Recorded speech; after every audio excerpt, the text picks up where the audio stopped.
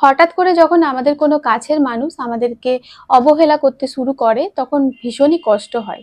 এটা তো স্বাভাবিক। যদি আমাদের মনের মানুষ, আমাদের কাছের মানুষ হঠাৎ করে বিনা কারণে যদি অবহেলা করতে শুরু করে দেয়, তাহলে কষ্ট তো হওয়াটাই স্বাভাবিক, তাই না? তো যারা এইসব কারণে কষ্ট পাচ্ছেন, তারা কিন্তু আমার ভিডিওটা আজকে অবশ্যই দেখবেন। আমি আশা করি আজকের ভিডিওটা তাদের জন্য একটু হলেও সাহায্য হবে। তাহলে শুরু করি আজকের এই টপিকটা। তো যদি কোনো আপনার প্রিয়জনের মধ্যে কোনো কাছের মানুষ আপনাকে হঠাৎ করে অবহেলা করছে, ইগনোর করছে, আপনাকে গুরুত্ব দিচ্ছে না, আপনার কথা শুনছে না, তাহলে আপনি কি করবেন? তো সবার প্রথমে যেটা করণীয় সেটা হলো, আপনি প্রথমে নিজে অ্যানালাইসিস করে দেখুন যে মানুষটা হঠাৎ করে আমার সাথে এরকম বিহেভ কেন করছে, আমাকে কেনই বা সে অবহেলা করছে হঠাৎ করে, বা আমাকে গুরুত্ব দিচ্ছে না। আমি কি কোনো দোষ করেছি, বা আমার কি কোনো কথা বা আমার কি কোনো ব্যবহারের জন্য সে মানুষটার মনে দুঃখ পেয়েছে সে, আর তার কারণেই সে আমাকে অবহেলা করছে বা আমার কথা আমাকে কোনো গুরুত্ব দিচ্ছে না?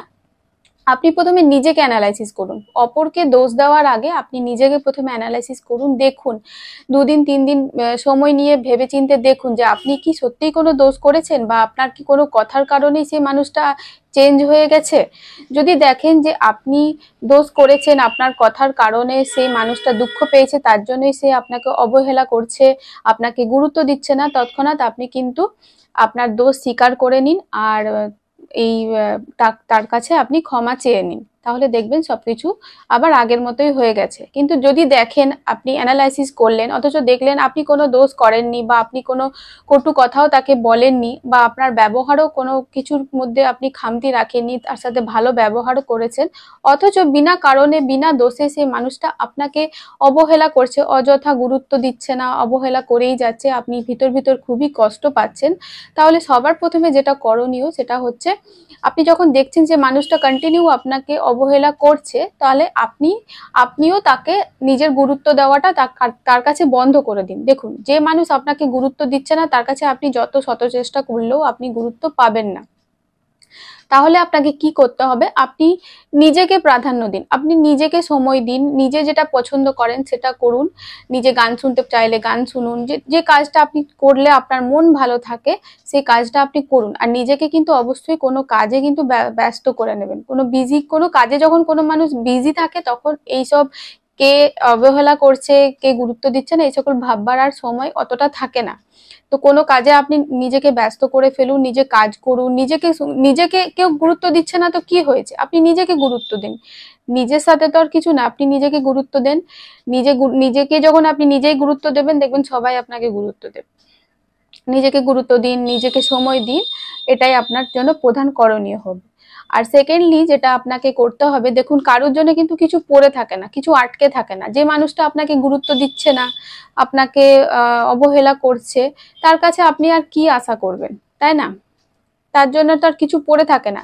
এবার যদি আপনি বলবেন আমি তো তার উপরেই নির্ভরশীল, আমি কি করব, আমি কোথায় যাব, কি করব, তো এইরকম ভাবে জীবন কাটানো যায় না। সে মানুষটা দিনের পর দিন আপনাকে অবহেলা করেই যাবেন, আপনি মনে মনে কষ্ট পেতে থাকবেন, ডিপ্রেশনে চলে যাবেন। এইভাবে তো জীবন কাটানো যায় না। আপনাকে তার মধ্যে থেকেও কিছু পথ বার করতে হবে যে কি করলে সে প্রবলেমটা সলিউশন করা যায়। নিজেকে সবার আগে প্রথমেই বললাম, নিজেকে আপনি কোনো কাজে ব্যস্ত মানে করে নিন। নিজেকেও আপনি সেলফ ডিপেন্ডেন্ট করার জন্য আপনাকে তৈরি হতে হবে। যত সম্ভব হোক নিজেকে সেলফ ডিপেন্ডেন্ট বানান, নিজে কাজ করুন, নিজের কাজে ব্যস্ত থাকুন, দেখবেন ভালো থাকবেন। তো এইগুলোই করণীয়। আর সবার প্রথমে যেটা বললাম, নিজে আপনি অ্যানালাইসিস কিন্তু অবশ্যই করবেন যে আপনার কোনো কথার কারণে বা ব্যবহারের কারণে সে মানুষটি চেঞ্জ হয়েছে কিনা।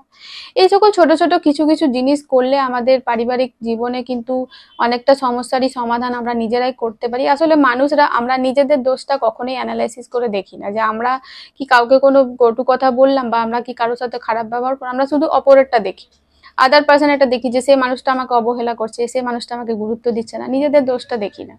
তো নিজেদের দোষটা প্রথমে আগে অ্যানালাইসিস করে দেখুন। যদি দেখেন যে আপনার সত্যি কোনো দোষ নেই, তখন এই আমি যে নেক্সট 2টি কাজ আপনাদেরকে করতে বললাম সেগুলো করুন।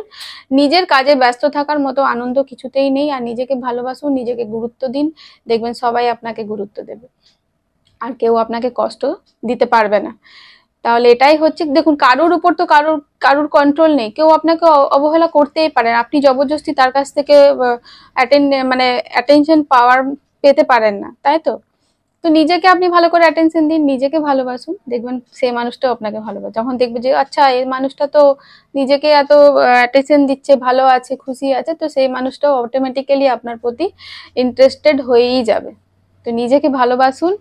আশা করি আজকের ভিডিওটা ভালো লেগে থেকেছে। ভালো লেগে থাকলে কি করবেন, চ্যানেলটা সাবস্ক্রাইব করবেন, আর ভিডিওটা লাইক আর শেয়ার করতে একদম ভুলবেন না। তাহলে দেখা হচ্ছে আরেকটা নেক্সট ভিডিওতে, ততক্ষণের জন্য ভালো থাকবেন, সুস্থ থাকবেন।